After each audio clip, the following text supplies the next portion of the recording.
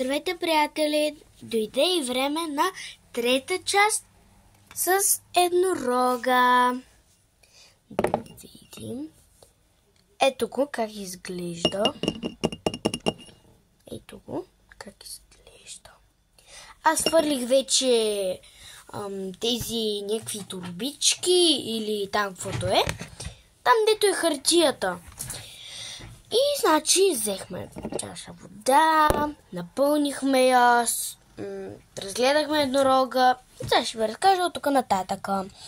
Значи първо разказах, че ходихме до Пепко, мама взе от училище, ходихме до Пепко, после аз ви показах какво си взехме от Пепко и така. И продължаваме. И значи после взехме една чаша вода с вода, напълнихме вода и сложихме еднорога.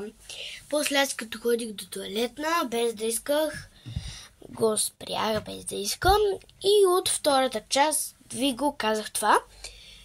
И втората част не можа да се стане напълно така и затова. И затова сега вече дойде ред на трета част. И която е с еднорога. Вижте колко е яко.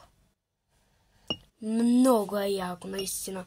Хора, вижте колко е сладко. Еха. Ще малко вода, ама да гледайте. Той ака. Виждате ли как му стават балончета и тук? Да, много е яко. И е такъв пухкав. Много е як. Вижте го.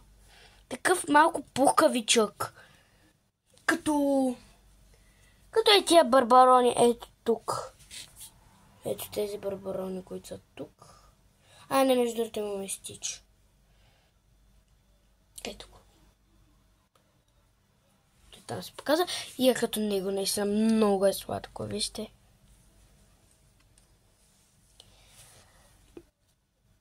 Ако искате още такива видеа, се абонирайте за моя канал.